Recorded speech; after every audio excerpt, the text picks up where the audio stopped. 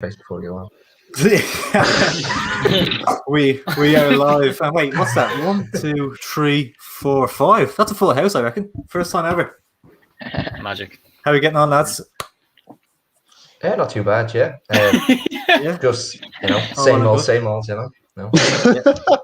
Episode 7 of Caution Optimistic. Jesus, didn't think it would last this long, to be honest. Still going strong. Had a bit of trouble Consistency there is Monday. key. That's it. Bit of trouble there on Monday with a power outage. So we're back. Yeah, strong. Thursday. Do you know, Have me now. That's it. Someone was on to us and said it's going to be like a pub quiz question in a couple of years' time. What was the one week where LOITV Caution Optimistic was on a different week, a different day? So funny, like. But you were doing a workout, weren't you, at the time? Yeah. Ross Johnson's there. Yeah, cut the wires outside. Like. Well, what you reckon for like target this week? We've hit 90 last one, I think. Was it over 90? Nearly 100, I think. So I reckon. I think we'll go 90 again or something. Just if we keep it up, yeah. 90. Yeah, consistency. You're building blocks. I was thinking 80, but we'll go 90. 85. Yeah, we'll go 90. 90. 80. 90. Right. Go 90. Going 90, right? So 90 likes. We'll hit that. We'll be absolutely delighted. Definitely not now. We're after setting it that high. Like. I think we'll gradually build it up. Like. Yeah. We're working our way up to 100 likes. Fucking 2 weeks in. 90. We'll say 90. But it's actually a lot to get through. What was I was just going to say, if anyone has any Cheltenham tips, please send them my way because just go on to Cheltenham tips. Like I'll be back. I had a good day today. But we're here for football. That's it. All Speaking I of the football, want to say is 94. It's an iconic price. I put the wife Put the fucking health insurance on it. I bet it was 94. In terms of the football, we do have 5 fans coming on the show tonight from Longford Town, Shamrock Rovers, Sligo Rovers, St Patrick's Athletic, and Waterford. So we're excited to welcome the fans on season preview part 2. But before, we're going to have a quick chat about the Irish squad announcement, which is obviously today. I don't know who wants to go first here, but initial reaction. Maybe we might go through the positions. Might be the best way of doing it. But what was your initial thoughts when looking at it?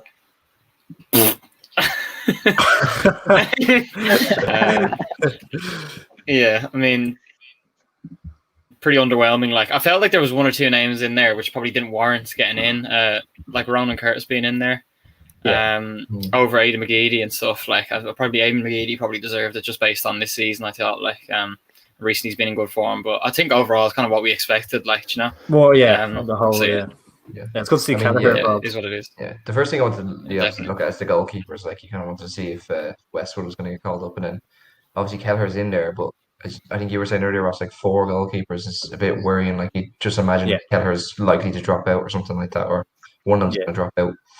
And then the next thing you look at is McGeady not being there, which is just like Curtis and O'Dowda just haven't done anything to earn their place in there. Like. Really have I kind of understand O'Dowda because I know Kenny likes him previously, and there is always going to be that little bit more of a bias towards players you want to kind of work with in your system. So obviously he sees O'Dowda as a part of his system. O'Dowda scored there in the championship at the weekend as well, so you can kind of understand the O'Dowda one. It's the Curtis one that I was a bit disappointed by. I think, as you're saying, Aidan McGeady, I think would offer more because I don't think either of them would be starting realistically. I do think Aidan McGeady would offer more from the bench. Even over maybe a Daryl Horgan as well, but I think Daryl Horgan probably earned his way into the squad from the international last year. So, yeah, I mean, at least he's dust there. I suppose. Yeah, looks like Chris. From my point of view, yeah. My original thought was like, Kenny hasn't really been dealt like obviously the greatest panel to even pick from because everyone's just injured and stuff like and. To be honest, coming to a realization now, we just don't have that great players. Like, you know what I mean? Like, it is very sad to say, but you just don't have the quality. Yeah. Like, you look at any other nation, like even like Norway, Finland, they have better. Like, they definitely have better players. But yeah, like it's a weird one because obviously there was the under 21s announcement then afterwards. Yeah. And sorry, this comment has put me off. Sorry. This comment thrown me. Do a job. Mid talk. Sorry. Go ahead. Like even the under 21s, it's a bit worrying as well. I think. Yeah, it doesn't. For the future. The 21s doesn't look that strong. Does not. But a lot of the players that would be in it are in the senior team. That's the thing. Like Bazunu, I think Malumbi and Bazunu. Bazunu was a big one. Like the under 21s only had 2 keepers named. So on the one hand, like Bazunu could have started for the 21s, but on the other hand, it's a amazing opportunity for him. Even like there's no reason why you wouldn't get a game against Qatar in the friendly. But I think the 4 keeper thing, Kelleher is a doubt for him to name 4 keepers. There was an abdominal injury that Kenny said he'll assess next week and make a decision then. He also said that Kelleher was the next number 1 if Randolph was injured, and he'll be the next to succeed him. Mark Travers next to him. So yeah, and then obviously James McLean's touch and go, Aaron Connolly's touch and go, 1 or 2 other injury concerns, but pretty much as expected. Probably McGeady hard done by. I'd agree with you there. Kind of Curtis probably hasn't warranted a call up possibly. But other than that, 10 attackers, hoping to build on that 1 goal in 2020 stat. But like I was saying it to Maymine today, like you'd start to think now kind of the honeymoon is over and these 2 games, like they're huge. Like there's no doubt that definitely a point would be great versus Serbia.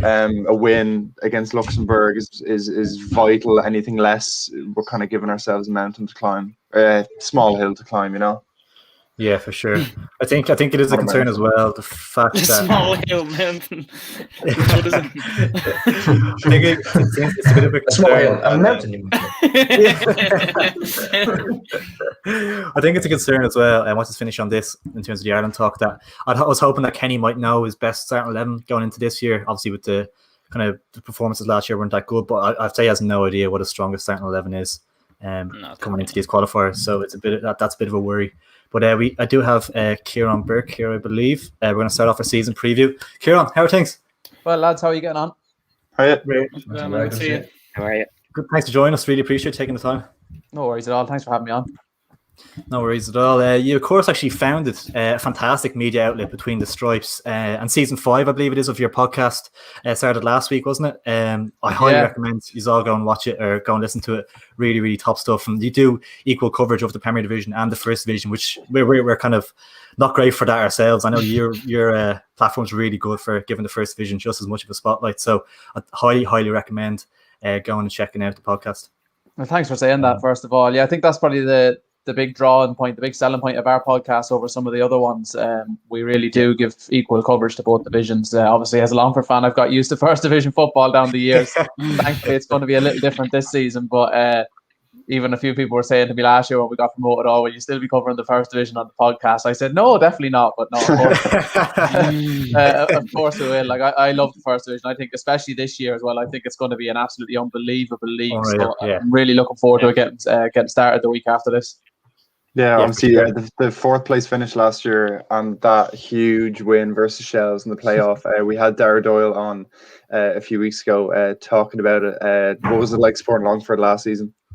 Yeah, it was a crazy year, obviously, everything aside. But even when people mention that game, it still brings a smile to my face. But I was on Irish Fan TV the other day, actually, and I was asked what were my expectations at the start of the season. Did I expect Longford to get promoted? And honestly, I did, because if you looked at what the pundits were saying, if you looked at the players we brought in, if you looked at the bookmakers' odds, we were joint favourite with Drogheda. So obviously the expectation was there. And in truth, we probably didn't deal that well with that pressure because we were very, very inconsistent. As you mentioned there, we fell down to 4th in the table, and we actually lost our last 3 games of the regular season. We lost the final game of the season down in Wexford after being 1-0 up. We lost 2-1, and only for results going our way elsewhere, we literally fell into the playoffs. And having seen Longford play in the playoffs down the years and watching other teams in it, I kept saying on our show and to everyone I was speaking to, we have no chance in these playoffs because you have to go in with a bit of momentum, a bit of form. But we got through against UCD in that thrilling game, a 5-goal thriller when it looked like we were gone and dusted, finished, and big Joe Gorman pops up with a header, and then Dean Byrne gets that stunning winner in extra time after the awful year he had with injury as well. It was great for him to get the winner. We go into the game against Galway, and obviously Galway had missed out on the playoffs and then got in on a technicality. It should have been Cabinteely, and obviously Cabo had a really poor end to the season, so we were looking at that game thinking, oh lovely, Cabinteely, they've lost their form, that should be easy enough. Next thing, all of a sudden it's Galway, they go and beat Bray, and then you're thinking there's no chance we beat this Galway team. It's probably written in the stars after everything that's happened that Galway go on and get promoted, but we were absolutely phenomenal that night against Galway, particularly Dervin in the middle. He was just brilliant in midfield, and then we went and beat Shells. So yeah, it was an absolute roller coaster, and I was one of the lucky ones, obviously, with my role with the club. I was able to go to all the games. But even aside from the fact there was no fans, I actually enjoyed promotion more last season than I did when we won the league in 2014. Because again, in 2014, we brought in big players like Stephen Rice and Pat Sullivan, and we had Davy O'Sullivan and Gary Shaw. Everyone expected us to win the league. If we didn't win the league, it would have been a total failure. Whereas last year, it looked like halfway through the season when we were struggling to get into the playoffs, we said, no, this isn't our year. It's not going to happen. Another year at the first division. And then we go on that amazing run in the playoffs. So, yeah, it was a roller coaster of a year. Yeah, looking forward to next season.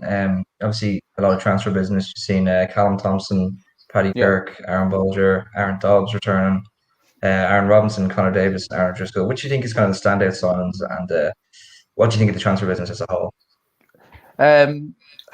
Look, we were never going to be shopping in the same window as some clubs because obviously when you get promoted, Longford don't have the biggest budget as it is.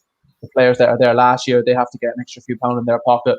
So the budget to bring new players in then isn't as big as other clubs. And I think when you look at somebody like Drogheda, I probably would have preferred to do the type of business that they done and bring in experienced players, because even by first division standards last year, we had a very, very young squad. And that's probably why we were so inconsistent. We were probably just lacking those experienced heads in the group.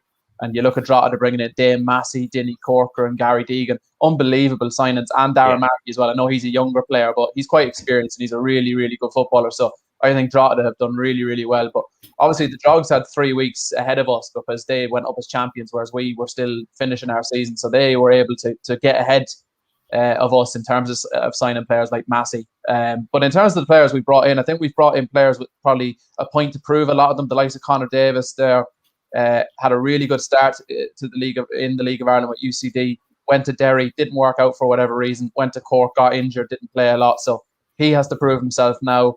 Aaron Bolger obviously was with Rovers, made a name for himself, went to the UK. He's come back on loan now to get some first team minutes.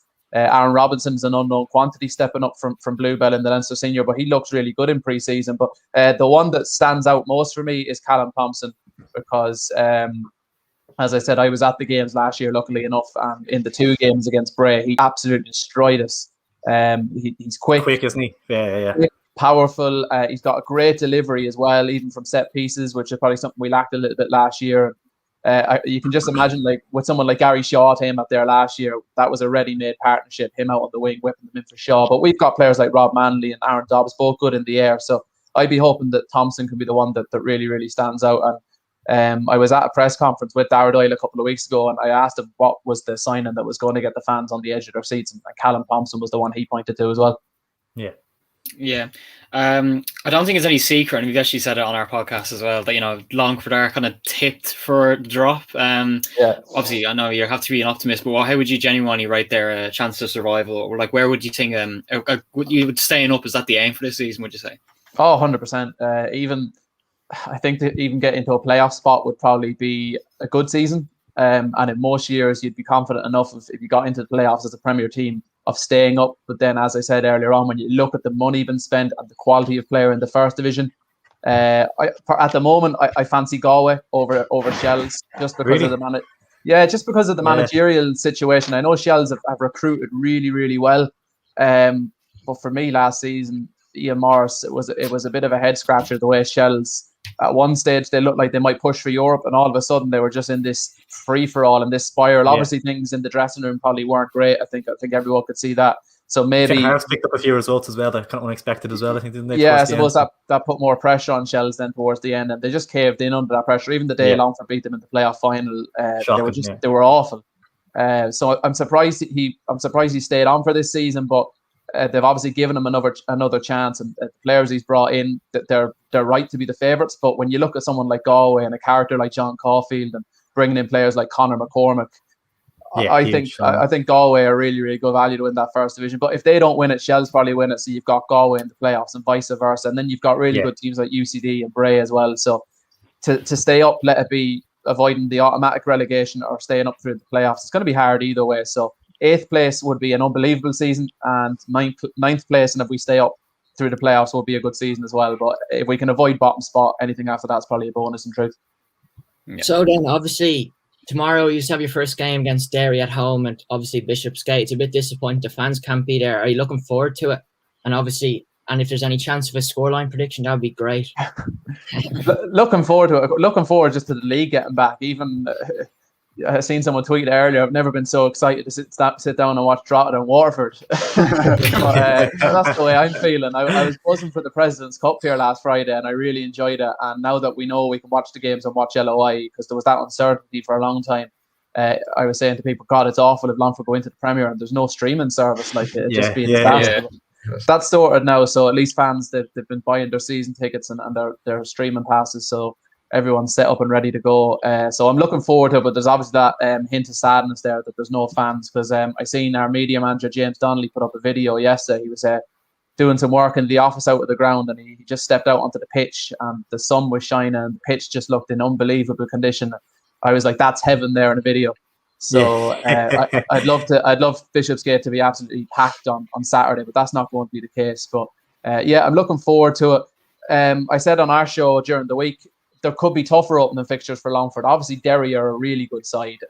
They were in Europe last year, and they were probably unlucky not to get through around in Europe, which tells you the quality that they do have, even if they did have a really, really poor league season. And while I wouldn't be overly convinced with their transfer business, they have brought back Parkhouse. He's going to be a proven goal scorer, so we're going to have to keep him really, really quiet on the night. But if we can do that, I think we can get a point on the board. And if we can just get a point on the board, it's a good start. For sure. Kieran, absolute pleasure talking to you. Really appreciate you coming on tonight. Lads, keep up the good work. Really enjoyed chatting. Top man. Cheers. Thanks, man. See you later. Perfect. So Adam, back in there for a sec. What do you make of Longford's chances before we jump into the Shamrock Rovers? I feel a lot better about them now after hearing that. It's nice to hear him be kind of, I don't know, sensible and not just wearing rose tinted glasses. Like, he knows the position they're in, how strong the league is, and just a playoff place and staying up then will be a good season. Yeah, for sure. We'll jump into Shamrock Rovers anyway. We're joined by Conor Hosford. Conor, how are things? Hey lads, what's the story? Hey, thanks for coming on, man. Really appreciate it. No bother. Cool. So obviously, jumped right into it. So Rovers last year, really, really good season. Unbeaten in the league, even though it was half a season. No, listen, I'm completely unbiased. But yeah, thoughts on the season as a whole. Obviously, going out in Europe to AC Milan, pretty disappointing, but not to be expected. So yeah, thoughts of it as a whole. The season as a whole, look, 18 games.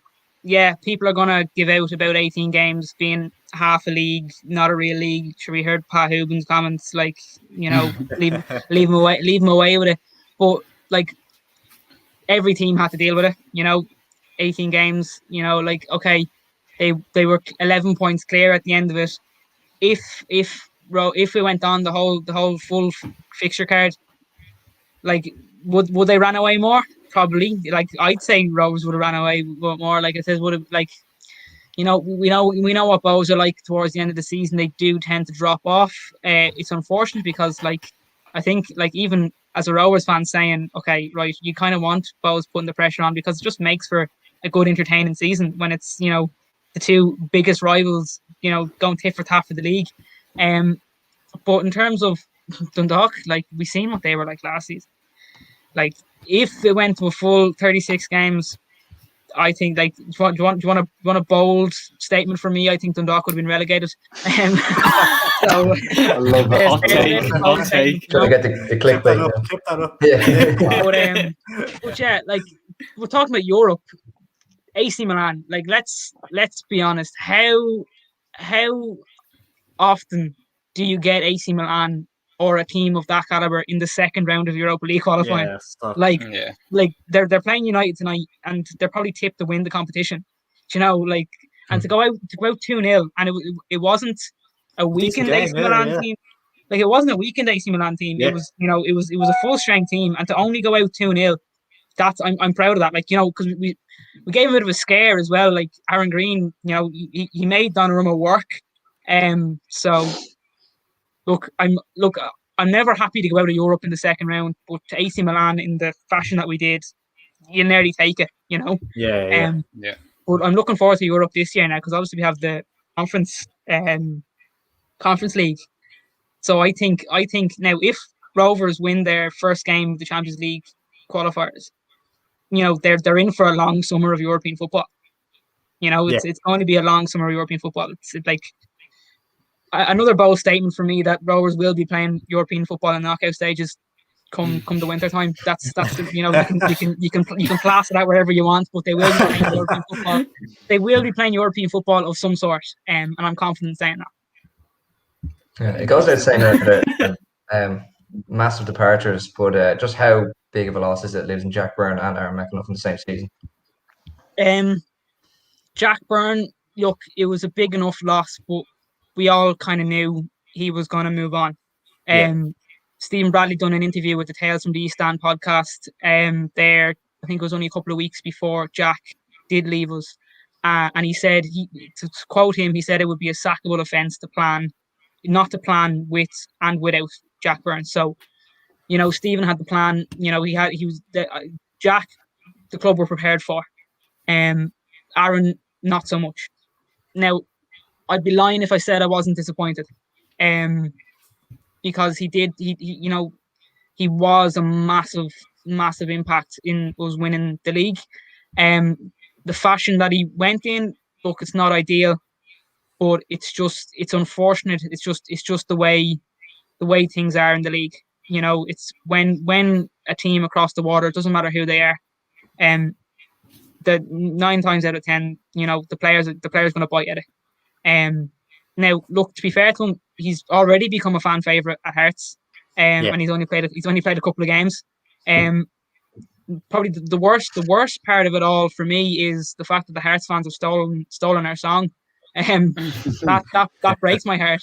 But look, it's just one of those things where the player, like, if there's interest over the water, they're going to bite at it. Like, it's just one of those things. Obviously, we're not happy. It's disappointing. It's going to be hard enough to replace Jack Byrne as it is, without losing Aaron as well. So look, I think in terms of replacing them, I don't think you'll be able to replace them like for like with players. But in terms of the recruitment that Rovers have had this season, I think they're well set for the league coming up now. They're well prepared. Like, you nearly have 2 players in every position. And when you look at the players they have in those positions, like, we've got Sean Hoare and we've got Sean Gannon. They were two of Dundalk's mainstays, in their dominant period.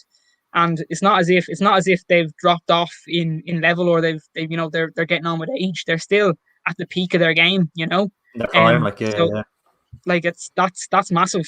Danny Mandrao, look, I don't know what to say about Danny Mandrao yet, because obviously we all know the stories that went around about him at Bows, in terms of he wasn't turning up to train, and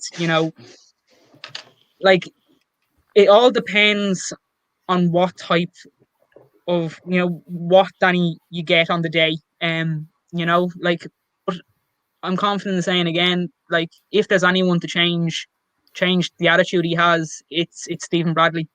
Because Jack Byrne kind of came with similar kind of attitude problems, didn't he, as well? Jack came with similar attitude problems. Graham Burke had huge attitude problems. Like, I was only talking to one of my friends the other day about it. I'll never forget one of the games. I think it was in an EA Sports Cup game years ago at the start of the Bradley project, when Damien Duff was in the backroom staff as well. Graham Burke got himself, he was subbed on, and I think it was nearly 30 or 40 seconds later, he got himself sent off on a straight red card just for a lazy tackle. And Damien Duff nearly put his fist through the dugout. You know, it was. I'll never forget that. But in terms of that to now, he's a completely different player. You know. Yeah. So if there's anyone to change attitudes, it's Stephen Bradley and his backroom staff. Do you think the signings of Sean Hoare and Sean Gannon could see potentially going back to like a back four instead of the back five, having that confidence in the defence? Possibly. Would you like to see that as a fan? Would I like to see it? Yes, I would, to be honest with you. But it just, the signing of Sean Gannon gives Ronan Finn that bit of freedom again. You know, like he was playing in right back all of last season. He's not a right back. You know, he's a out and out midfielder. Because I think it was one of the games he scored for his first goal, and like I don't know how long it was since he gone to right back. He hadn't scored. You know. Like, he can still score crackers. It'll give Ronan Finn that freedom. Yeah, I would like to see a back four. But that's one thing that I'm glad I'm not Stephen Bradley for. Like, it gives him so many headaches. Like, the players he has at his disposal. Like, he could play a back three, a back four. Like, now, I'm not going to say a back five because nobody wants to have five in the back line in terms of attacking football, progressive football, but it's a headache that I'm glad I don't have because, you know, the players he has at his disposal, I'll leave that one to Stephen, you know. But a back four, it would give you that bit of, you know, it would make the team more solid, but it kind of does give you that freedom as well. That the fact that the two Seans, they can roam forward, you know, they can pull up the pitch a bit. It's not going to be a flat, you know, flat back four, you know. They are gonna. It's gonna open up the pitch as well, and not to forget, you have Sean Kavanagh as well, who was injured for majority of last season, you know, as well. So he's a smashing player as well. To add to the headache for Stephen, but yeah. Yeah, just looking ahead to this season, 36 game season, of course, not like last year. I think Bowes, Dundalk, and yourselves have recruited really well. Do you expect the title race to be a little bit closer than last year? I'm probably going to eat my words, but I hope it's tighter. For the sake of entertaining, like for entertaining football. Now I hope it's only tight up to like the mid season break. After that, I hope Rovers pull away. But yes and no. I don't think I think it will be tight for a portion of the season. Now Dundalk, yes, they've recruited well, but does anyone really know who these foreign players are? Like, that's it. You know, that's a good point. You know, like when they were announcing all these signings, I was looking at it going like, who? Like who are these players? You know, could be hit and miss. Like it could exactly. Now you've seen the President's Cup. Like I'm not. You can't really judge much on the President's Cup. Like it was a dirty game to begin with. It wasn't like. Yeah, Rovers wanted to play football. Like it's just, that's one thing I've kind of gathered from Dundalk lately. Like if you looked at the cup final last season, they didn't want to play football. If you looked at the last time I seen Dundalk actually willingly, you know, moving the ball around, actually wanting to play football, not cynical play, not trying to break everything down, I think it was when Vinnie Perth was in charge. You know, like it's just, I don't know what it is. I don't know if it's the lack of experience from Filippo or what, or who's like, sure, we don't even know who's calling the shots in Dundalk anymore. You know, the tea lady's picking the team, but like it's just I don't know what to make of Dundalk in terms of they don't actually want to play football. That's the only way I can put it. They don't openly go out to play football like they used to. Bows are gonna I'm probably gonna get hung for saying this, but they're a dark horse this year. Like they've made some good signings, under the radar signings now. Like, for example, Liam Burt. I think, you know, like Liam Burt coming from Celtic, he didn't really get his opportunity at Celtic, but he's still a smashing young player. You know, like Thomas Alua, I didn't see enough of him at Rovers to to say, look, what is he? You know, like, because he played for the Rovers 2 team last season, but you know, how is that going to fare in a starting position in Bows in the Premier Division? I don't know. But they're going to be a dark horse this year. They're making good, like, I can't believe I'm complimenting them, but they're making good strides off the pitch as well in terms of signing that new deal with ECU for their training ground. Yeah, I just think it's going to be better overall for the league. To have, like, look, Dundalk are in a transitional period. Thankfully, because I'm sick of seeing their names on trophies. But if you can get Bows and Rovers back contesting for titles again, like the good old days before Roddy relegated us, the good old days, you know. It'd be good for the league, I think, you know. But yeah. But in terms of, if you're going to ask me positions in terms of final standings, it's hard to call outside of the top two. Top two are going to be Rovers and Bows. Third, it could be Dundalk, but again, like, can any of us even make a call on Dundalk at this stage? Tough to know, you know, yeah. So, like, I think it'll be Rovers and Bows in the top two, and Rovers on the top, and it'll stay on the top. Obviously, then, as a Rovers fan yourself, you must be very excited for the Champions League. How far do you think you'll go in that? We're going to win the thing. You know, like, Not all the way. Like, I'm quite quietly optimistic. In terms of cautiously optimistic. Cautiously optimistic. Oh, well, yeah. To use your title. But cautiously optimistic. Like, it's vital. I don't think it's vital that we win the first game. I don't think that, like, there's never been that pressure on winning the first game of the Champions League before. Because if you win your first game with the new Conference League, that if you don't win that game, that's going to affect you the whole way through in terms of seeding, in terms of, you know, like, so you have to win the first game. Now, obviously, I don't want us just to win the first game and go out in the second round again. Like, I'd obviously want us to go as far as we can in the Champions League. Yeah, I think there's a strong enough squad there to go far in the Champions League qualifiers. Like, that squad that we have now, I think, is stronger than the Dundalk squad that played in Europe last season. So I think we'll go far. We'll definitely, there'll be, as I said before, there'll be definitely a long European season for Rovers this year, whether it be Europa League, Conference League, Champions League, whatever. But I think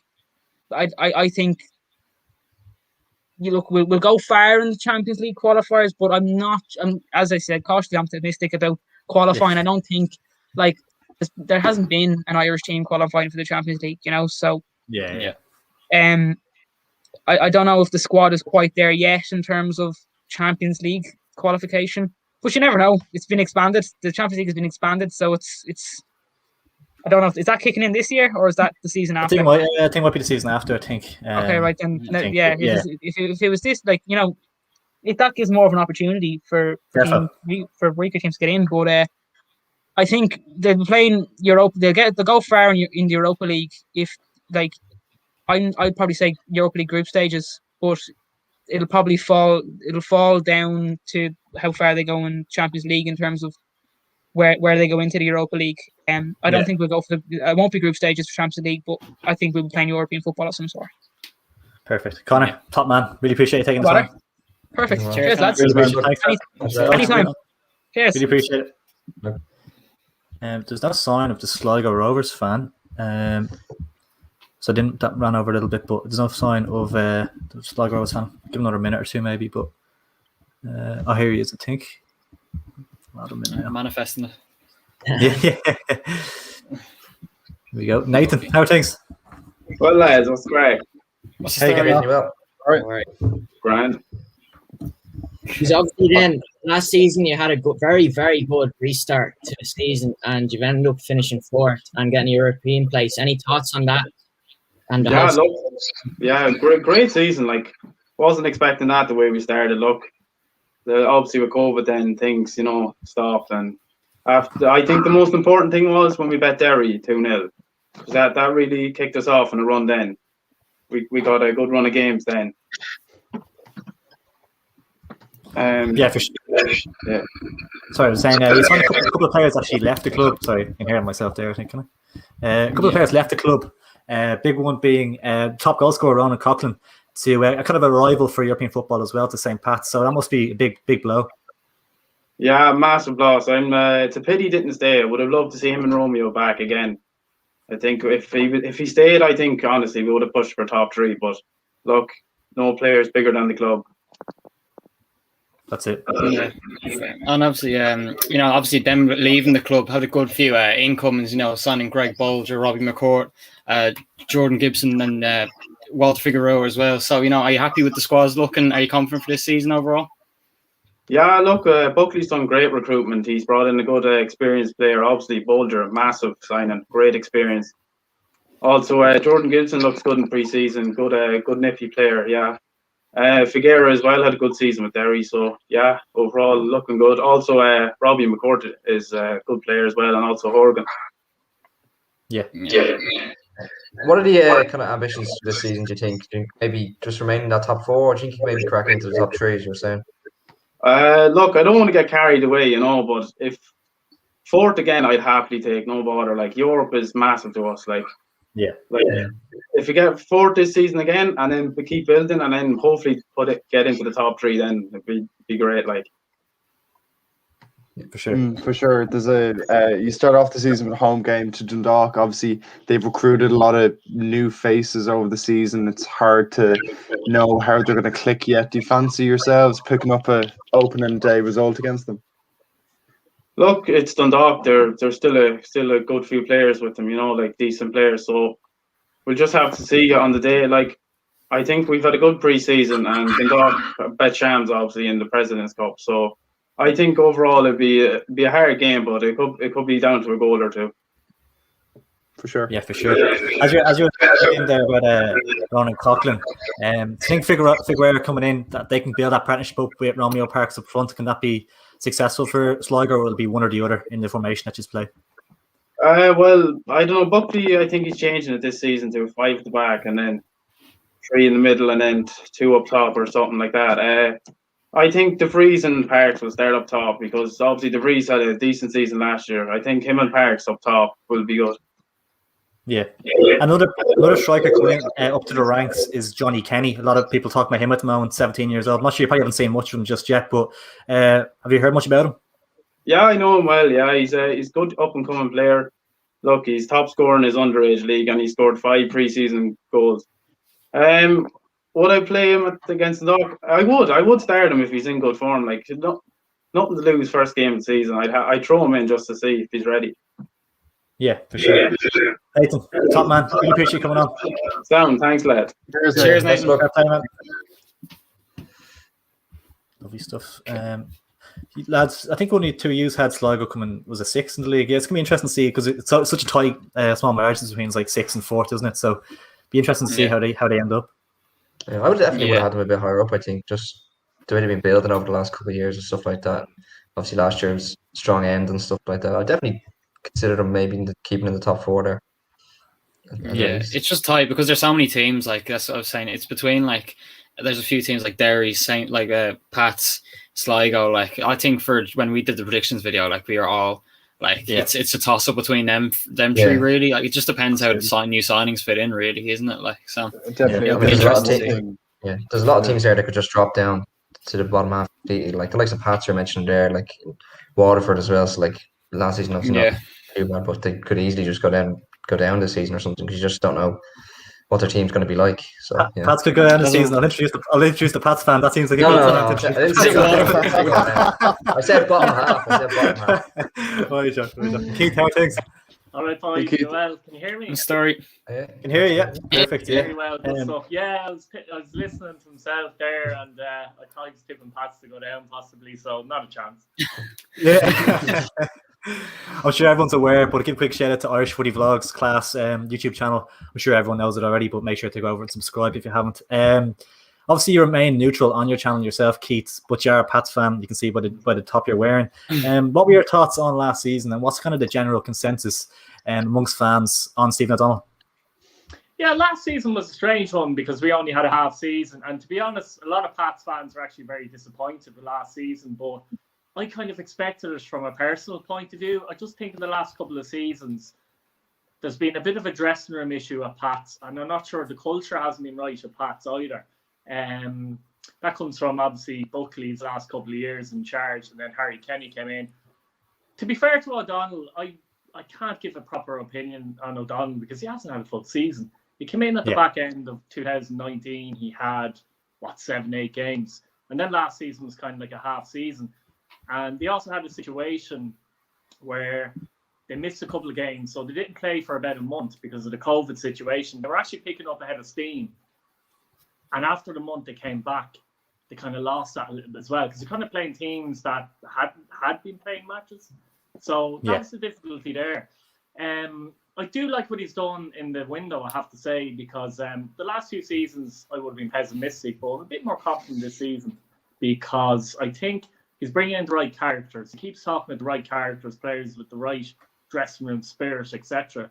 And if you look, we'll probably get into them in a while, but the likes of John Metheny coming in, great. The work rate there, unbelievable work rate. The medals is one at Dundalk.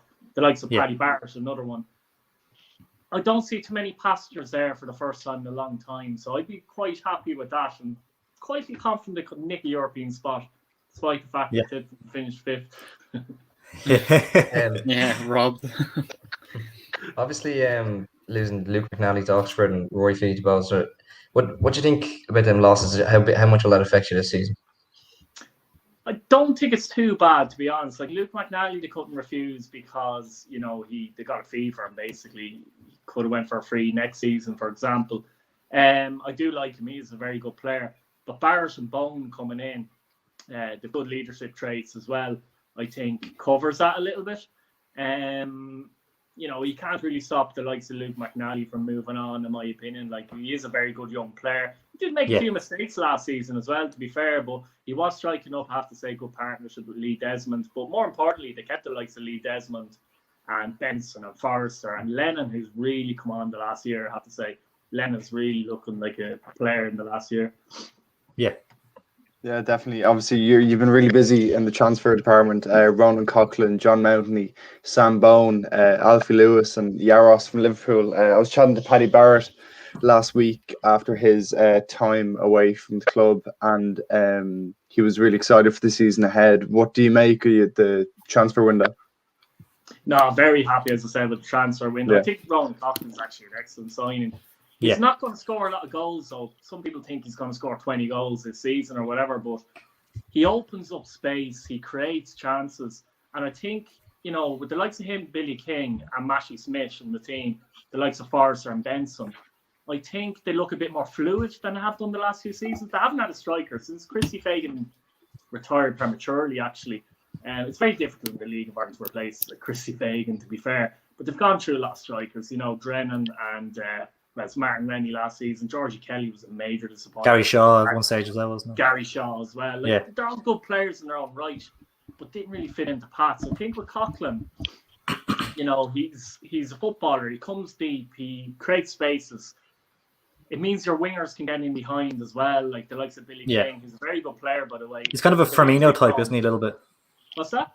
Bit of a Firmino type, I think. It's kind of like him. Coughlin is. Yeah, a little bit like that. Yeah. He's not.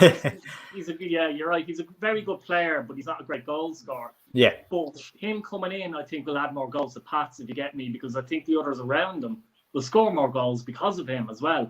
And that's what Pats are looking to. They're looking to be more fluid. And I think, in fairness to Stephen, it's probably the first time now that he's kind of got a squad of the type of players that he's looking for. And it's relatively young as well, to be fair as well. But the likes of Dara Burns coming through, who's had a pretty good pre-season as well. He's looked sharp. So the likes of him and McCormack and there's a few other young players there can add to the squad as well. So I think I'd be more... It's probably the most confident I've been in about 4 or 5 seasons, to be honest, because I think they just look like it's a proper dressing room squad, if you get me. Yeah. So then, obviously, after finishing sixth last year, can you see Pats improving this year? And do you need to actually finish the top 4 for O'Donnell to keep his job? That's actually a very good question, to be fair. I think it depends how the season goes. Like, if they finish 5th, like I predicted, actually, but they're really pushing hard for Europe, and there's a clear improvement, then you have to keep Stephen O'Donnell on, I think. But if for some reason they finish 6th, 7th, and are just kind of meandering throughout the season, and as I said, it will be a full season this time, so there's no excuses in that sense, then I think you have to look at it like, we don't know, let's be honest, like, half season last season, who's to say Pats couldn't have finished ahead of Sligo in a full season, because it was that tight. Apart from Shamrock Rovers, I was listening to before there, apart from Shamrock Rovers, like, it was really tight in the league, wasn't it? No, absolutely. Yeah, definitely. Like, you're talking about extra 18 matches. I mean, a lot can change there as well. So, you know, Shells wouldn't have gone down last year. Shells wouldn't have gone down last. Shells wouldn't have gone down last year. Yeah.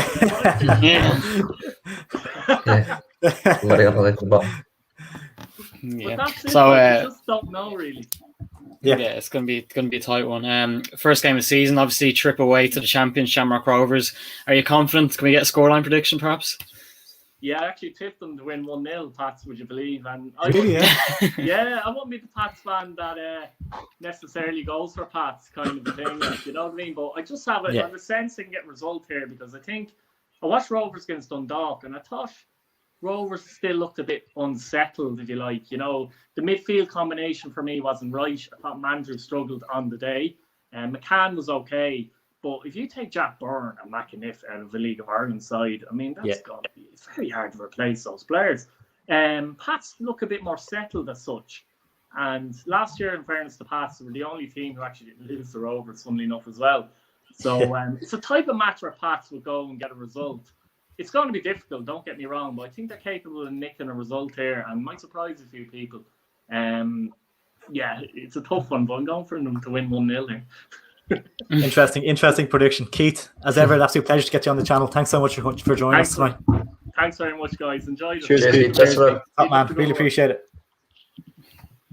Top man. If you haven't checked out Irish Footy Vlogs, I'm sure you all have at this stage now, but if you haven't checked it out, make sure to go subscribe to Irish Footy Vlogs. Top content, and he'll be bringing, I think it's nearly daily content throughout the season, loads of videos during the week, so make sure to check it all out. He loads of season previews and stuff for different fans, and also really good stuff from Keith. But what St. Pat's this season, that's what he's thinking. It's kind of a tricky one. It's kind of, as we were saying, in that area between 4th and 6th, but potentially top 3 if a Dundalk or a Rovers or both doesn't perform. They could potentially be the ones to knock on the door there. Yeah, I think what Keith said was right as well. It depends on, like, even if they finish in like a top 5, top 6, if it's a tight race and they're pushing for Europe, then I think that is an improvement on last year. I think they ultimately want to see progress. Like, they don't want to be down there like, you know, bottom 3, bottom 4 really. Like, well, bottom 4 is like only 10-team league, but you know what I mean. Like, they want to be having a decent season, improving. Like, so I think they have a decent season. But yeah, it's a toss up really. I can't really call it. Like, yeah, for sure. Personally, I kind of see them sticking around the same kind of area, maybe onto 5th or something like that. But I don't see them pushing on. Like, I don't know. I see like Sligo having a better chance of getting in there personally. Yeah, it's gonna be interesting. Soccer, you spoke to Stephen O'Donnell and Alan Matthews, isn't it, last week? What was the kind of feeling you got from speaking to them? Yeah, they were pretty confident in the business they've done. Obviously, the names I mentioned there, Yaros from Liverpool and Paddy Barrett, among others. Just really excited for the season ahead. Spoke to Benson and Paddy Barrett as well. But yeah, I asked them, as we've said, they're in that kind of middle ground between like a few results away from kind of dropping into the bottom half, but a few results away from kind of breaking into that kind of top 4, even a 3rd spot. So yeah, they didn't really give me much there, but they were just saying happy with the transfer business and looking forward to the season ahead. Stephen O'Donnell said it's been a little bit stop-start. Like, as Keith said, he came in back end of 2019. He got half a season last year, so he said he's just looking forward to his first proper kind of season in Richmond Park. Yeah, for sure. If you're enjoying the stream, guys, do drop a like on it. It is much appreciated, and do subscribe if you haven't already. Just waiting on the final fan to come in from Waterford FC. I saw him in here earlier, so it should be in any minute. But Waterford's an interesting one. Looking forward to hearing what the fan has to say, because our league table predictions. That's it. Yeah, let's say that. Yeah, league table predictions were interesting. Your league table. Yeah. I put them. Like make sure to mention it straight away. Like, yeah, a bit of hassle. Liam, Ty, what are you thinking? You obviously weren't in that table prediction. What are you thinking for Waterford this year? that's the thing. Like, you just don't really know, I suppose, and definitely going to be down there. I think. Probably you can't really say what their aims are, really, can you? But imagine kind of 7-6, that kind of position. Like, can't see them pushing on any further than that. I think I went with 7th in the end. I think they'll just have enough, obviously, quality stuff like that. Just because they just have the experience, I think, to just get out of that kind of bottom two, really. Yeah, like the Darren Murphy and stuff could be crucial, keeping them fit. Just waiting on. I'm not sure. I might have to see if just give him a text or something. But Waterford obviously start their campaign away at Drogheda. We're going to go on to do our weekend predictions as well. I did a video earlier on doing my scoreline predictions, but I'm going to get all used to do your predictions for this weekend's games as well. I'm just excited for the league to get back on again. So looking forward to it. Thank God they got the streaming service done in the end, because like it would have been a nightmare, like sitting at home Friday night, like with all the matches going on, you'd be waiting like 2 weeks to see highlights of it all half the time, like. So thank God, really have something to look forward to. Like, even what he said was just like spot on. Like, you've never been so excited to see like Longford play Finn Harps. You know what I mean? Like, just take anything at this rate. Like, not to keep bashing, like, I don't know, Watch LOI or the people behind it, but like I thought one thing was that the President's Cup stream, like there was no halftime bits, there was no pre-match, no post-match of the curtain raiser for the season, so it would have been nice to see a bit of that. And as we said before, we're not expecting huge things, but I think for a lot of games on it, a trick could be missed if they don't put a bit of time into a bit of pre-match, a bit of halftime, a bit of post-match stuff. Maybe 2 or 3 camera angles, maybe a second commentator. Hopefully it goes well, because if they're trying to get people to sign up for it, they have to put a lot of time into it, and I'm just concerned how long. It's great the games are going ahead, no doubt, on Watch LOI, but like a little bit more time invested into it would be great, like a second commentator or a few camera angles. I think there's a lot more that can be done, but it's a good start. Because you remember the Dundalk Bows stream, and they had like half time. I think it was Stephanie Roach, and she was like interviewing the Dundalk new signing and stuff, and there was 2 commentators and that and stuff. Like, it was really good production. They could definitely take. It's not that difficult. Like, it really isn't that difficult to fill in 15 minutes with stuff. Like, we'll have a few look at a few comments. Might just send a text and see if the Waterford fan will come on. Might just have a look at a few comments in the meantime. Air Sport may be gone, so who will cover League of Ireland games now? I believe it's just RTE have some. LOI TV.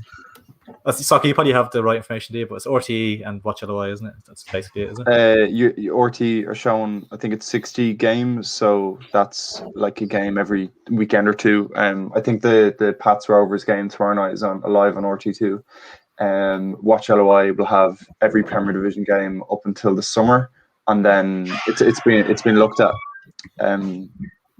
Again, during the summer, it's hoping fans be let back into the stadiums after the summer. And then the First Division and the First Division and the Women's National League is on the other streaming service. So, another comment: Finn Harps will be hard to beat at home and away next season as they have strengthened their squad. From a Shamrock Rovers supporter, I know. Griff was Soccer tipped Finn Harps to finish last in the league. Griff to finish 9th. So what do you think of that? The Shamrock Rovers supporter. That's a bit mad. I'm not sure. Obviously, it's a hard away day. The longest trip in the country, but I'm just doubtful about their recruitment over the window. like Longford and Drogheda have recruited really, really well. Obviously they'd be tipped to go down as well, but looking at Finn Harps last year, it's going to come down to a few games, so it's a mix between them. But I just went for Finn Harps. Yeah. Really, can you? Sorry, Yeah, Ollie. Yeah. He does it every year. Like He's some man. He's some man for it. As you can see, the commentary, 90 likes, everyone. Really appreciate it. I don't know what, probably nowhere near. Probably nobody nowhere near. No, We said it too high. We said it too high.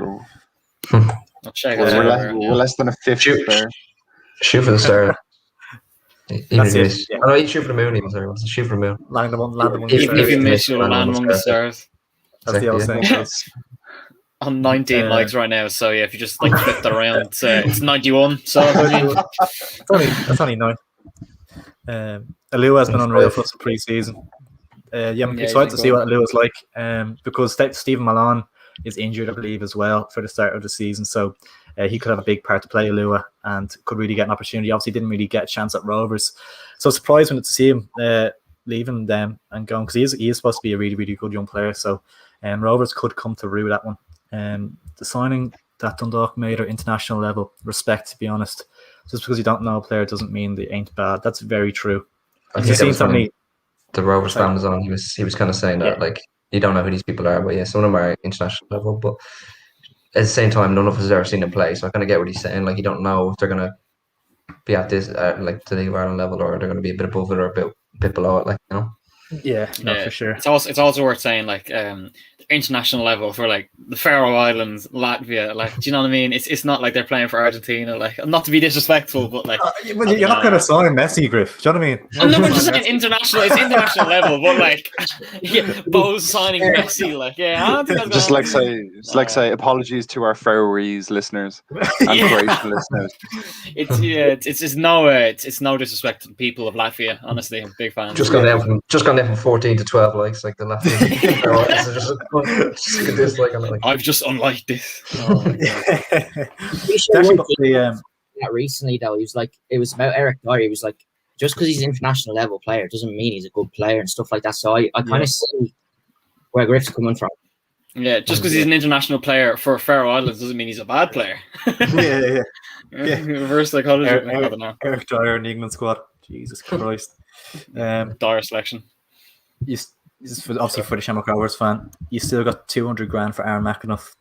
Yeah, 200 grand. Yeah, is it a fair price? It's hard to know. Irish international didn't get on though. I don't think in any of the games, but yeah, 200,000 maybe in COVID times. That's a fair price. But if you're in normal times, it might have been a little bit higher than that. So it's actually mad that Rovers got 500 grand for Graham Burke. I think he's gone for maybe half a season, a full season max. Comes back on loan, and now they've got him when his contract expires. Like, so handy $500,000. Like, on the other hand, then did the move not work out? He just, what was the reasons he wanted to? Preston, man. return? Preston ruins Irish players. Like, Preston's where Irish players got to die. Yeah, that didn't really work out for him. But I think maybe it was homesickness and all that kind of stuff. But Yeah, for League of Ireland player, he's a top League of Ireland player, has to be said. maybe it was all planned, and you just go over to England for 6 months and. Maybe they both made a bit of cash. A few quid, come back. Come back a hero. Gets 50% of the transfer fee. Tell them you're home. We also had the Shamrock Rovers fan on, who himself claimed that he was making some bold predictions. So Lenny, a Bows fan, said this fella is Rovers' version of Ty from Arsenal Fan TV. I saw that while he was talking, and I just tried somewhere not to say that. I was smirking as well. A few serious few hot takes there, wasn't there? Like, oh my god, I reckon Rovers could win the Champions League. Yeah. No, I like it. I'd love to see that though. I'd love to see the flaming hot takes. To be honest with you, like yeah. So Stephen A. Smith here, like. That's brilliant. And then again, trusting Aaron Dobbs. Oh, we can't say that. Can't say that. Family friendly channel. We can't say that. Salmon of College robbed him. We were talking about the Ireland squad. That's caught on. That's caught back on. Yeah, absolutely. He has to return to UCD, finish out his career. Get his masters. Papa John. What's the? Is it Papa John's thing or what? No, what was Papa it? John's, yeah, the No, pizza I trophy. was, I was Yeah, just yeah, saying, speaking of Papa John's, because he fucking had the pizza, like, yeah. for, man of the match, he got a pizza, like, brilliant. Like. So funny, like, it's such a funny photo, like. No McGinty in the under 21s. I thought that was strange. I'm not sure if he's injured or something. Maybe he's too old now or something, but I thought that was strange. I was expecting to see him there. A couple of new comments coming in.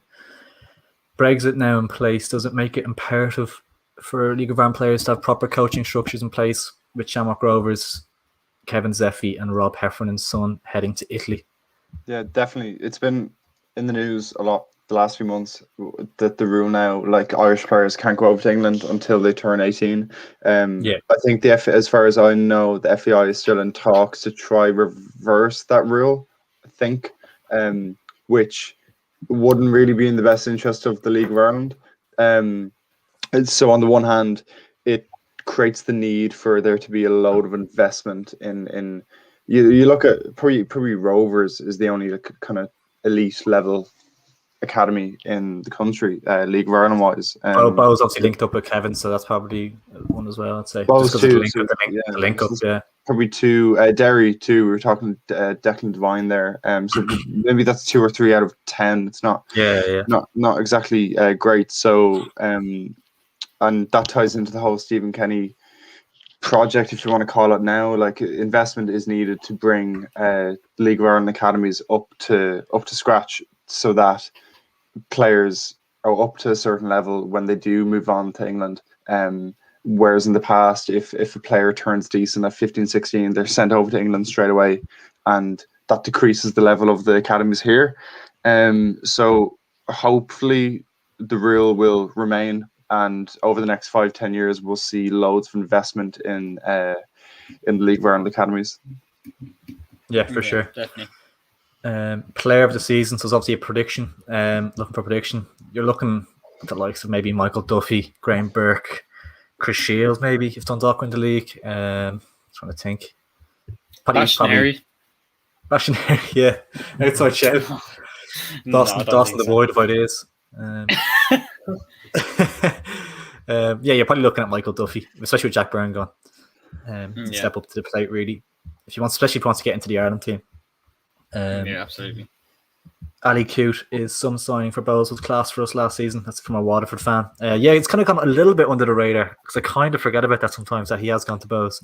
But he's a really good sign. He could do really well there. There's a Waterford fan there. Are you over at the age of 18 by any chance and want to come on the show? Fake ID, like. I remember when fans were allowed.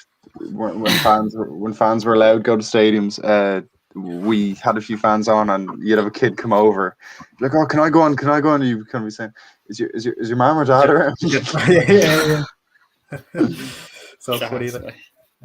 Great stream as always. Up the Harps, really appreciate it. On that note, what a fantastic stream it's been. If you can drop a like on it, huge target. We're only a quarter of the way there, like. Yeah. So we really appreciate it. It's probably not happening, but sure, look.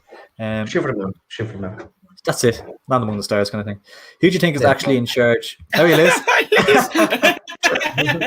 are you, Liz? Throw over the camera straight away. Who do you think is actually in charge of Dundalk, in your opinion? Shane Keegan, or is it just a smoke screen? Because wasn't it Dundalk got fined because Filippo Giovanni didn't have the right badges? That was the first thing I thought of when I saw it. Like, they were saying someone else was the manager. Like, it was just kind of a thing they were saying just so they could get around it or whatever. And he was actually picking the team, but I don't know. It's all just a bit stupid, really, isn't it? Like, I think. There was a lot of talk about it this week, and Dundalk have said that Shane Keegan is in charge. He will pick the team, and he is on the sideline. In the President's Cup last weekend, Giovanni was in the stands. And he came down to the pitch for a bit, and then he went back up to the stands. So as the season goes on, you start to think, what is his role if Shane Keegan's there? What role does that leave Giovanni? I know the same situation, this similar situation at Pats. I was talking to Alan Matthews about it as well, and he didn't want to really draw comparisons. Their setup is going really well for them. But yeah, it's just a little bit odd. And on the one hand, Dundalk knew Giovagnoli had no pro license. If they were expecting to get to Europe or not, they got the big fine then.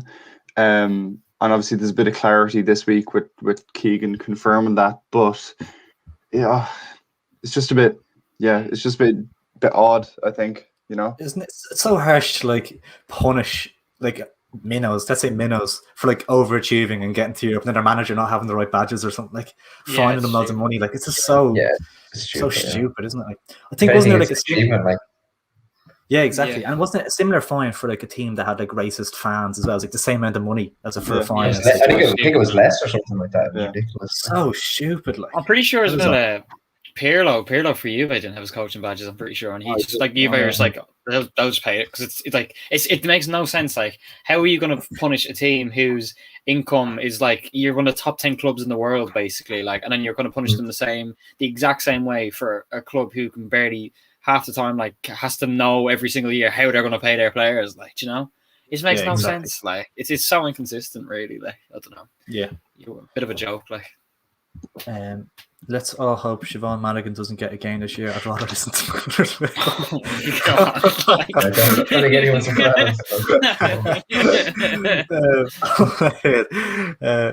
like, how's that? I need to start reading these before I put them on the screen. Yeah, that's what I was going to say. Like, how's that Roberts fella saying don't go out to play football? Such bullshit. Like, I think it's funnier when you don't read the comments because then you actually get the genuine reaction. Yeah, true. Yeah, because I have to like scan through them first and then be like, oh. Do you think any teams get into the Europa Conference League? I don't know how that works, to be honest. I think so. The way it works, anyway, from my football manager knowledge, is I'm pretty sure it depends. If you can qualify through, if you get to like the last qualifying round of the Europa League, but don't qualify for Europa League, you go into the Conference League. I'm pretty sure like it works. Like that's the same way for Champions League, isn't it? It's like you get to the playoff, you're going to make the Europa League either way. Like, so I'm pretty sure it's the same for Europa or for the Conference League. So I think they definitely have a good chance. Like, because I mean, if you get to a Europa League playoff, like, or even in the latter stage, I'm pretty sure if you get to like the second last round, then you'll go into like, you know, the last round for the Conference League. Do you know what I mean? It's kind of like a tree structure, whatever. So yeah, I definitely do think they have a good chance. Like, you've seen I've seen Dundalk qualify for the Europa League this season. Like, so 100%. Yeah, I do think it depends on draws as well. So, and depends on how it actually works. Because again, I'm spoofing here. Like that's just my like guess how it works. So yeah. No, that seems like the best way of thinking. Great stream, lads. If we can know, I'm just going to upload it. 90 likes, lovely stuff. This is long, so I feel like I need to. I don't know what this is. Going to say Switzerland would be a good location to learn 4 languages and get quality financial. Yeah, no. I have no idea what that's all about. So now sponsored by Forex. Sending young players. Yes. Sending young players to Switzerland. Imagine sending like a 12-year-old from like he was playing for like fucking Shamrock Rovers, send them over to Switzerland. They come back at the age of 18, speak 4 languages. Like, some fucking stockbroker, Jordan Belfort. Like, oh, that's so funny. Des Gallagher. Apparently, it's by Siobhan Madigan. She's commentated. She's not. Oh my god! Drogheda United against Longford, isn't it? No. Waterford, sorry. Drogheda against Waterford. So it'll be Dinny Massey and Dane Corcoran.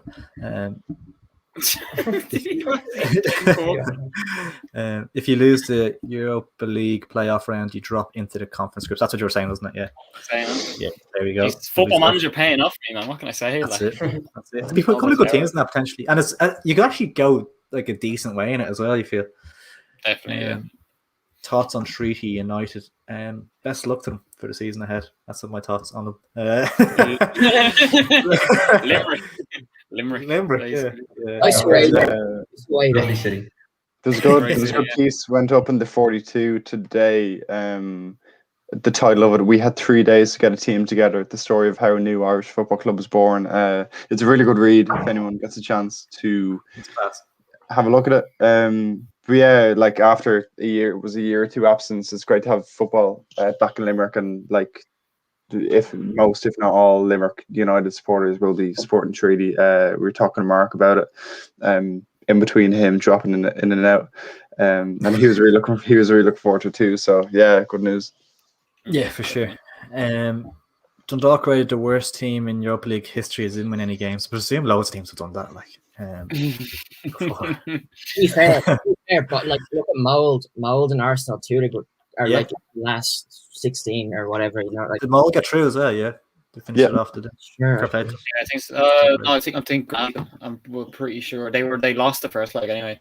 Spurs got knocked out. Did they? Orsic scored a hat trick like in extra time. He's a baller, man. He's so 3-0 tonight, was it? He was quality in FIFA last year, so that's all I know about him. 3-0 over about 3-2 even on aggregate, was it? 3-2, yeah. 2-0. Can't wait to see. He has to go. Like.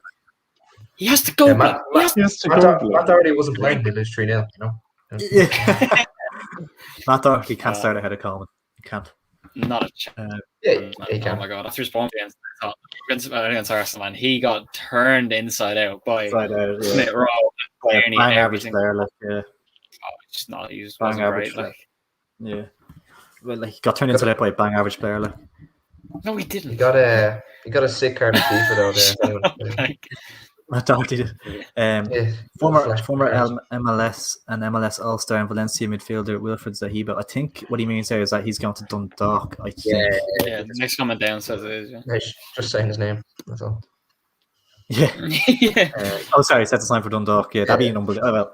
Well, if he's like, I presume that's going to be an unbelievable sign. I haven't seen much of him, but with that pedigree, like you'd imagine he'd be class. Like, yeah, no MLS All-Star. That's probably who they're getting instead of Rishi Taylor, you'd imagine. She's like the pundit who said Leeds would get promoted because of COVID. Karen Kearney. She hasn't a clue either. Like, I want to try and defend it. Griff has to go. Absolutely, show myself the door. Like, oh my God. Ludogorets, there we go. We're actually worse than Dundalk. Finished with 0 points too, but with worse goal difference.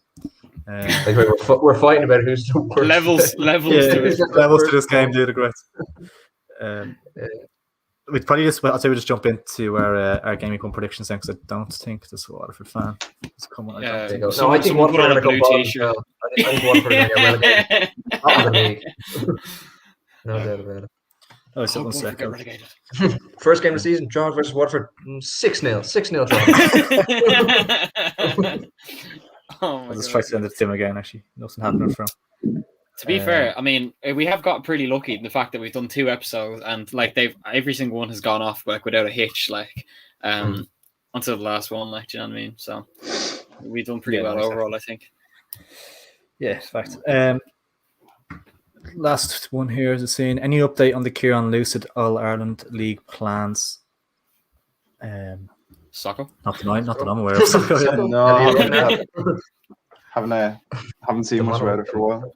I'd love to see that in like. Oh, that's the best video ever, man. That's the best video ever. What was that on? League of Ireland Life. League of Ireland Life. Our go-to. No, this is more of a GAA idea. Yeah, idea. Oh, so funny. We haven't memes video coming out next week. Actually, we've got 2 filmed, 2 in the pipeline. Probably next week. Yeah. Tomorrow? Maybe or the week, but the match is on tomorrow. So. Hasn't been edited yet.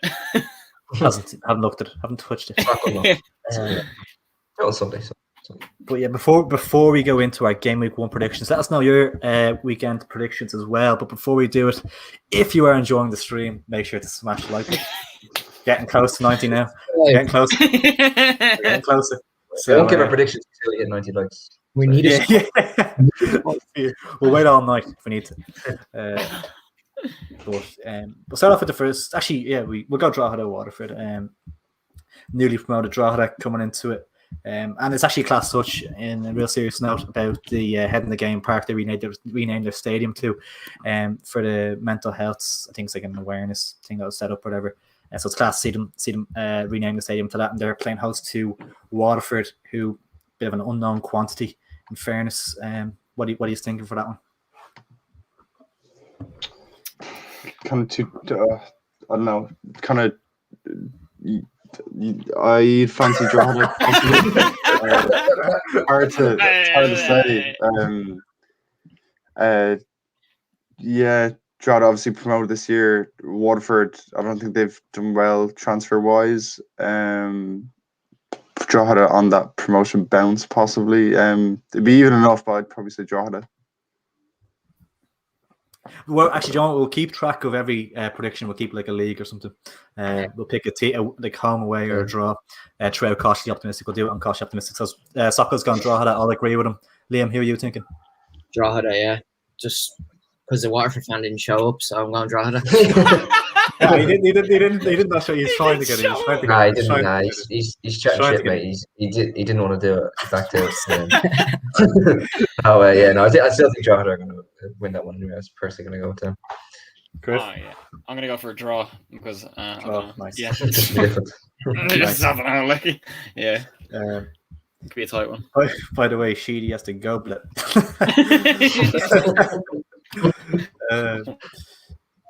Finn Harps versus Bohemians. What do you think? Bows.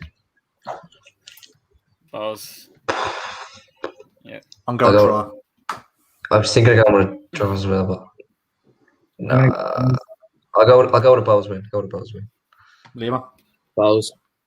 Right, fair enough. Yeah. Finn Harps.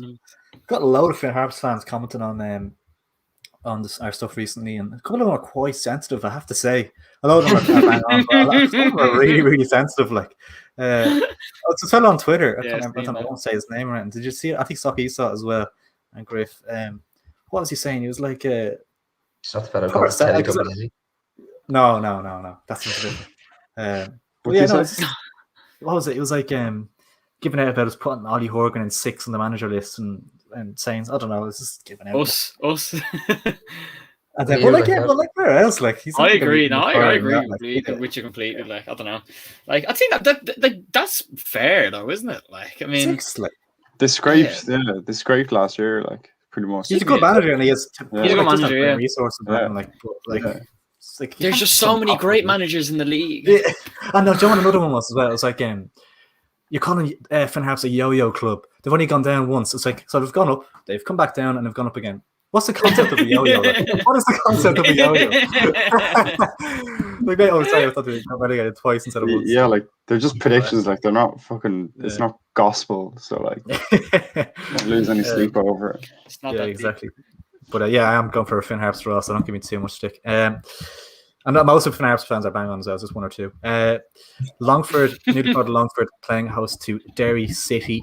I think it's going to be a tough game. Probably, I think only one goal in it. I'll stick with my scoreline prediction. I went with 1-0 Derry, so I'm going for an away win in this one. What are you thinking?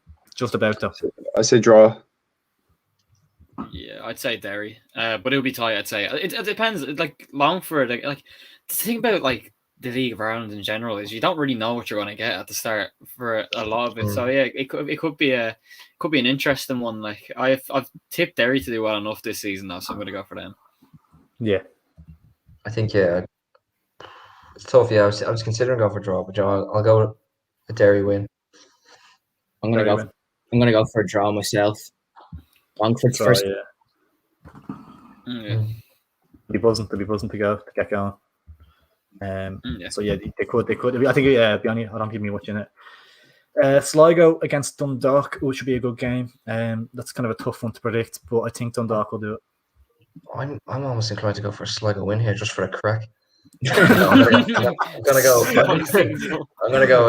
No, I'll go for a draw. I think this game's gonna be a draw.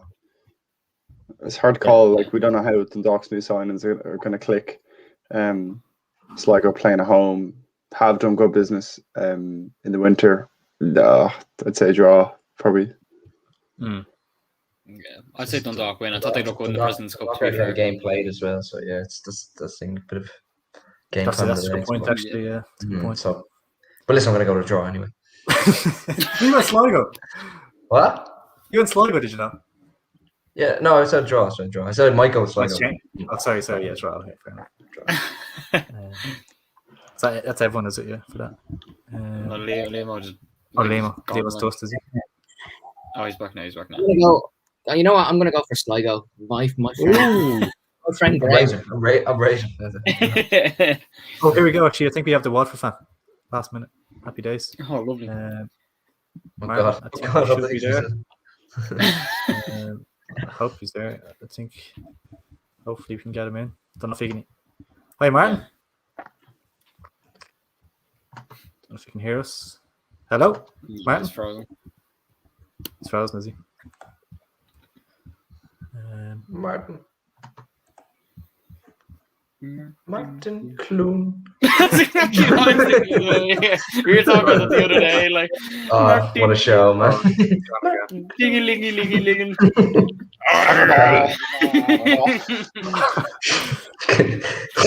No, you can't support that show, man. Got taken off Netflix. Yeah, he's gone. He's gone again. Maybe he's trying to come back in. Martin Clune. It'd be great to get him in. Great to get him in Here we before we. Hopefully. Hopefully it works.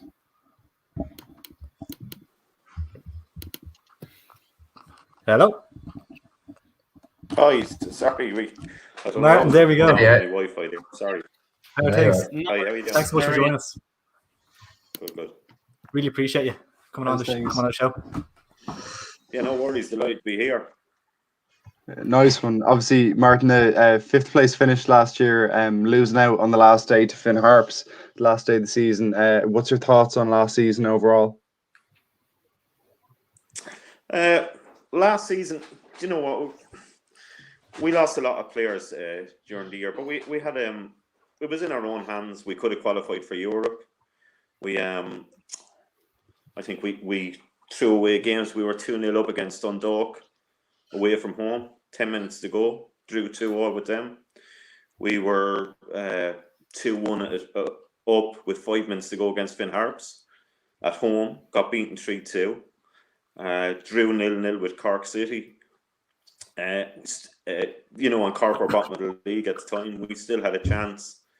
Our last game of the season, we had to go up to Finn Harps and win up in Finn Harps and hope Sligo didn't get score 2 goals against Dundalk. Turned out it's always a tough ask for us up in Finn Harps for whatever reason. I don't know why. Turns out got beaten 1-0 by Finn Harps, but look, we got beaten by them fair and square. Yeah, we had a chance at the end, which hit the post. But if it didn't, even if we scored, we still would have been out with Sligo's getting the second goal against Dundalk. So we got what we got, and we got what we deserved. We didn't deserve to get there on some of the results we had, and that's just the way it goes. It's football, isn't it? Really. Yeah, absolutely. It's been a bit of a weird transfer window for Waterford. A lot of players leaving. Sam Bone, Tyreek Wilson, Ali Coote, Robbie McCourt, Matty Smith, and Michael O'Connor all departing from the club. It's been pretty disappointing. How do you feel about those players leaving the club? Well, they were big losses for us, right? Sam Bone, we missed a lot through injury last season, but you had Robbie Weir there, great experienced player. He brought on. We had young Niall O'Keefe playing in the middle of the park for us last season, and you could just hear him. One or two games that we could only see, but to hear him shouting at Niall O'Keefe, encourage him, saying at one stage he shouted, "Look, stop running around, take a breath, read the game," and small things like that go a hell of a long way for young lads. But he was a great loss for us. Tyreek Wilson, I thought, was a magnificent left back for us. We were up at the first game up in Pats, and he was outstanding, and he played real well. Matty Smith gone to St. Pat's this year. He's another great player, but he's a young lad, but always put in a great shift. That's all I ever ask of a player. Yeah, once they work hard, and you see him working hard. If results come, they come. Once they're putting in the effort, and he was brilliant for us. Ali Coote gone to Bow is another good player. They're hard players to try and read. For any team, alone Waterford, who are at the minute we're kind of going through a little bit of a struggle. But I mean, to lose players of that caliber, for any team, it's very hard to come back from it. Definitely. So then, obviously, you've lost some players, but you've made some re-signings and also brought in a lot of new players, such as Oscar Brennan, Cameron Evans, Kyle Ferguson, Jack Stafford, to name a few. Are you happy enough with the recruitment overall? Yeah, but like Oscar Brennan is probably the most experienced player we've brought in. You know, he played with Chelsea, plays with Cole. Good guy in Mark. Stands in front of it, you know, protect the back four, and you know, you would hope that he'll do a job for us. You then have James Waite that's coming on loan from Cardiff City, an attacking midfielder, you know, or playing just off the front man. So, I mean, once you have the likes of Oscar Brennan there, he can, you know, let the likes of Waite and that get forward and hopefully, you know, add in on the team for us. We also have young Cameron Evans from Swansea City, Ferguson, and a tough tackling centre half from what we see or what we hear of them.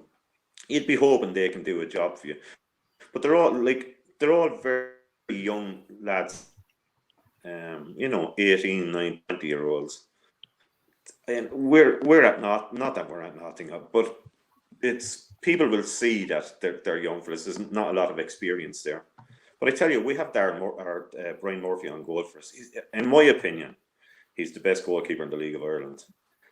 Top class. He's. I mean, if anybody saw the first game last season against St. Pat's, Jesus, he was like Superman on the goal. He was outstanding. He save after save after save. The 37, 38. And I genuinely think that clubs this year missed out by not approaching him. I'm delighted, of course, as a Waterford player or a Waterford fan. But I mean, Dundalk lost Gary Rogers. I mean, Jesus, Brian Murphy would have been some addition to that team. You know, he's an addition to any team. Just to hear him, the experience of, I mean, he's played in England for a long, long time. You know, just to hear him encourage young players. We have a lot of young players, as I said, playing at the back for us, and just to hear him encourage players. Knowing that as a defender that he's behind you must be a big boost for any player that's in front of him, you know? Yeah, for sure. There are some people who are tipping Waterford for the drop, kind of maybe because of the inexperience in the squad. Is that fair in your opinion? I mean, Kevin Sheedy coming in, not the most experienced kind of manager, not an awful lot on his managerial CV. So a lot of unknown quantities kind of coming into the season. As a result, is it kind of hard to define the club's ambitions? I'm sorry, I lost you there. No, I'm so sorry. It was, no worries. I didn't get that. What? Can you repeat that for me? Yeah, there's some people who are tipping Waterford for the drop, maybe to do with some of the inexperienced players brought in. Is that fair in your opinion? Kevin Sheedy, of course, coming in as well as the manager. Not really too much of an experienced manager, not much in his CV really. So a lot of kind of unknown quantities coming into the season. Is it hard to define the club's ambitions as a result?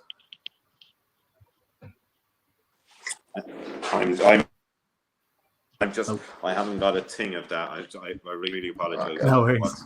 No, no worries, Grant. Can you hear us? Is it okay?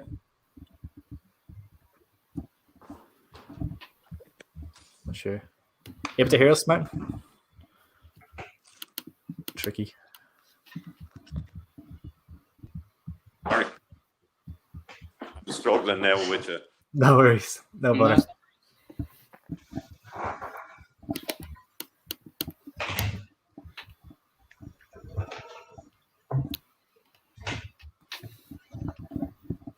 We are live here, you know. These things live TV can be difficult. Yeah, happened with Mark there a few weeks back as well. Yeah, Mark was just frozen. yeah. I'll try and just remove, and then I'll add him back in. See if that does anything.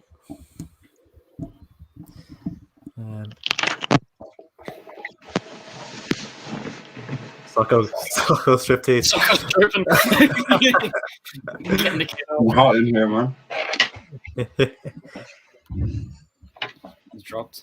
But we got through a good few questions, which is good. Not sure if we'll get it back in. Hopefully we will. But while we're waiting, we might just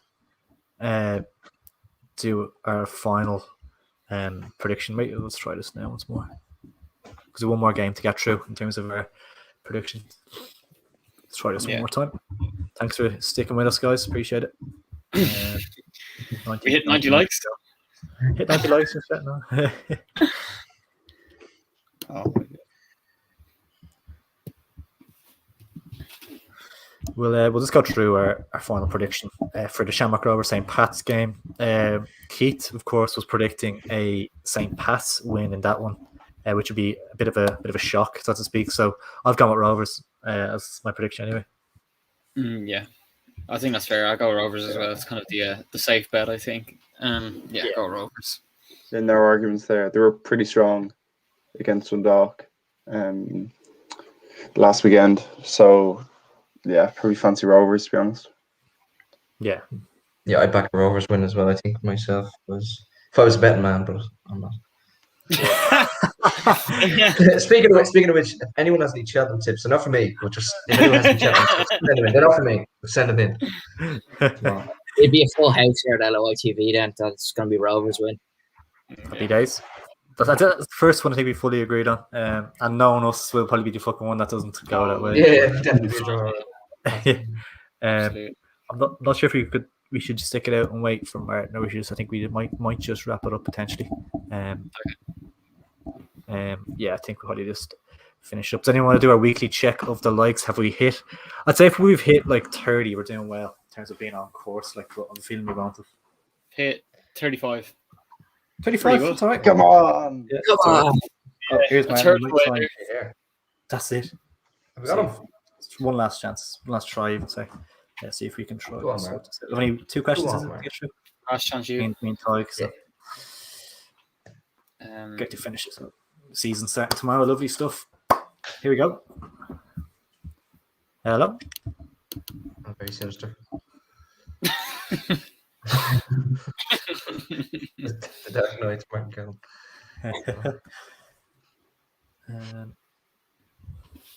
It's a shame because we actually got 3 questions in really, really well, and we heard his responses perfectly. Yeah, it's fine. Very well spoken now. Yeah. So it'll be good. It's a shame.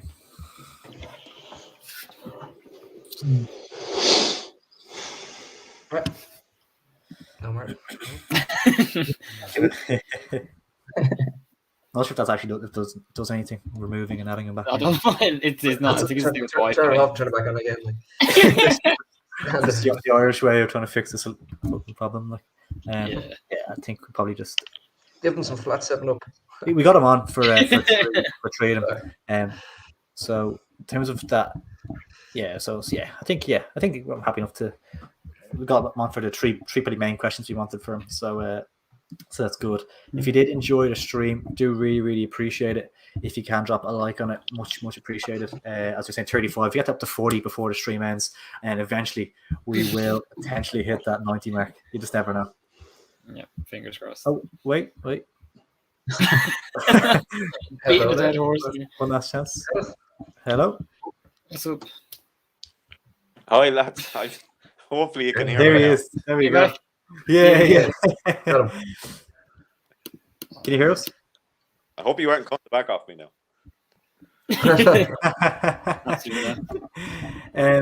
Can you hear us okay? Yeah. Yeah, it's a struggle now, I'll be honest with you. I'm trying to pick up bits and pieces as well. I'll shorten down my question anyway. There's just a few people that are tipping Waterford for the drop. Is that fair in your opinion? You asked my opinion on the management, is it? Yeah, and is it fair that Waterford are being tipped for the drop by some people as well as the management? No, I'm getting. If you're asking me about the management, because as I said, I apologize. Yeah, perfect. To hear you. Yeah, that's perfect. Mike Newell, new management team. Yeah. Perfect. They came in in January, right? It obviously with COVID and everything else. When they came over, they had to isolate for the week. So, as always, it's been with us for the last couple of years. We're kind of late to the party with regards to signing players. Everybody else seemed to have their business done. Yeah, Bo's got in some quality players. Pats have signed. They've all signed players. You'd be hoping the players he's brought in are of a certain standard, but a lot of them seem to be kind of non-league. But you would hope that their experience will get these players, get all these players through too for us. We kind of the couple of players we've got in, one we'll lose in June. Hopefully, then they'll replace with I don't know, better quality or this certainly at the same level. But it's what they bring to the party. Their experience, Mike Newell alone, you know, the Plymouth Blackburn Rovers and whatnot. Kevin Sheedy, you know, international footballer, magnificent footballer in his day. I doubt many you'll remember him as such. I remember him in his prime, and, you know, and he was a magnificent footballer. And you would just hope that they can do the business for us, you know. But as I said, we'll always seem to be late to the party the last couple of years, and we're not getting the players in that I think we deserve. Certainly as fans, certainly as a city, a traditional football city. You would just hope that we can get it going. We can hit the ground running. We have a tough start to the season. You know, we're playing Drogheda tomorrow evening, early kickoff 6:15. Obviously, they're going to be up for it. Back in the Premier League, but then away to Derry and Finn Harps up the northwest. Always seem to struggle up in Finn Harps for whatever reason, and we have Sligo and Bows at home. So it's a tough start for us. In inexperience with regards to League of Ireland, in playing in League of Ireland, it might be a good thing. It might not. You know, you'd be hoping that people aren't aware of who we are, of who the players are. They might, you know, mightn't take us as serious as maybe they should, and hopefully we can sneak a couple of points. But it all goes at the start of the season, so you would hope we'll get a few points, and you'd hope that the experience of the management team we have will help us through that. Yeah. You mentioned there your tough start away to Drogheda, obviously just coming up. Did I get a score prediction off you by any chance? Who do you think is going to come out on top? Against Drogheda? Yeah. Yeah, I kind of fancy us a little bit to win. Quietly fancy us. As I said, it's been a tough pre-season for us. We struggled to score. We got beaten 3-0 by Cork City. We drew 1-1 with Treaty, but it was a nothing game, the Treaty game, because it wasn't like 2 45-minute halves. It was at 3/3, a 30-minute on an all-weather pitch. So I wasn't. And then who else? We played Wexford FC, and we beat Wexford 1-0. But we struggled to score a goal. Darren Murphy, being the main man, I suppose, for us, hasn't featured in any of the pre-season games. But looking at the announcements tonight, there's no injury worries for one young Dara Power. So I quietly fancy us to get to win a 2-1. 2-1, I think, was it? Yeah. Martin, really appreciate you coming on. If you can hear us, really appreciate you taking the time. Yeah, 2-1. Yeah. Cheers, Martin. Cheers, Martin. Thanks, Martin. Really appreciate it. Cheers. Thanks very much. Lovely stuff. So good to get all the fans' perspectives on it. Do appreciate all the fans coming on and everyone who tuned in. Really appreciate it. I know it's a longer one than usual. We'll be back to our Mondays, 8 to 9 roughly. Back hopefully next week. So we'll see you all then. If you can drop a like on the stream and subscribe, it is much appreciated. Thanks, guys. 90 likes. 90 likes. Cheers. I'll get there, Rich.